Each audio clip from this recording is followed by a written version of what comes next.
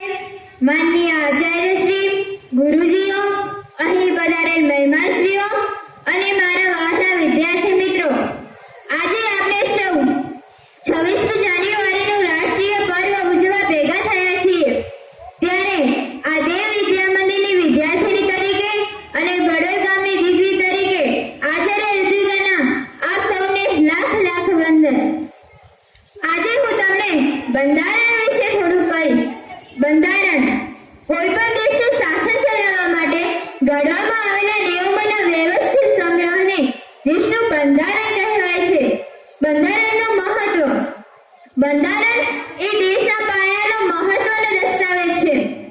બંધારણની જોગવાઈઓના આધારે દેશના કાયદાઓ ઘડવામાં આવે છે. બંધારણ એ કાયદાઓથી સર્વોપરી છે. બંધારણમાં સમયાંતરે બદલાતી જતી લોકોની જરૂરિયાતો, અપેક્ષાઓ, ઈચ્છાઓ અને ઉચ્ચ ભાવનાઓનો પડઘો હોય છે. તેથી જ બંધારણને જીવન અને મૂળભૂત દસ્તાવેજ કહેવાય છે. બંધારણની ઘડતર પ્રક્રિયા. ઈસવીસન 1935માં ભારતીય રાષ્ટ્રીય કોંગ્રેસ દ્વારા સૌ પ્રથમવાર ભારતનું બંધારણ ઘડવા માટે બંધારણ સભા રચવાની માંગણી કરી હતી.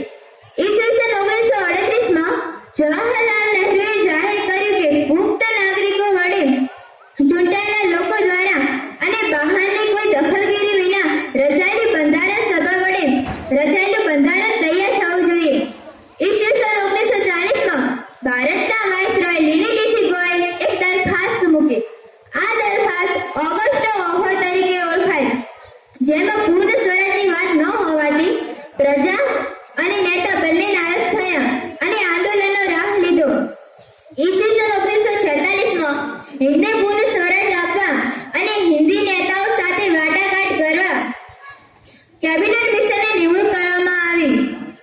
કેબિનેટ મિશન દ્વારા 10 લાખની વસ્તી દીઠ એક પ્રતિનિધિ પ્રમાણે 296 સભ્યો અને 93 રજવાડાઓ ભેગા મળી 381 સભ્યોની બંધારણ સભા રચી. જેમાં મહત્વના સભ્યો પંડિત જવાહરલાલ નહેરુ, સરદાર વલ્લભભાઈ પટેલ, ફ્રેન્ક એન્થની, એચ.પી. મોદી, એચ.વી. કામત, કનૈયાલાલ મુનશી તથા મહિલા પ્રતિનિધિઓમાં સરોજિની નાયડુ, વિજયલક્ષ્મી પંડિત વગેરે સભ્યો હતા.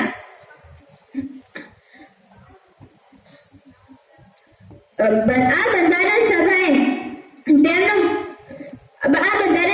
તેમની કામગીરી 9મી ડિસેમ્બર 1946 થી શરૂ કરી હતી અને 26 નવેમ્બર 1949 ના રોજ બંધારણ ઘડતરનું કાર્ય પૂર્ણ કર્યું હતું. આથી 26 નવેમ્બરને કાયદા દિન તરીકે ઉજવાય છે. 26 જાન્યુઆરી 1950 ના રોજ ભારતનું બંધારણ અમલમાં આવ્યું હતું. ત્યારથી જ ભારત પ્રજાસત્તાક દેશ તરીકે ઓળખાયો.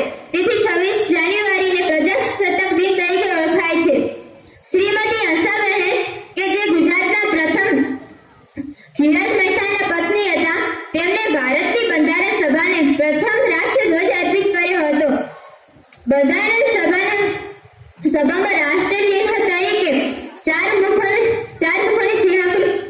સિંહોની મુખાકૃતિ અને રાષ્ટ્રીય સૂત્ર તરીકે સત્યમેવ જયતે ઘોષિત કરવામાં આવે છે.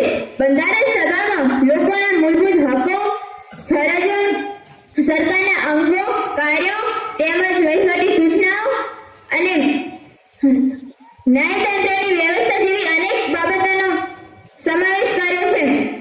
તેથી આખા વિશ્વમાં ભારતનું બંધારણ એ વિસ્તૃત અને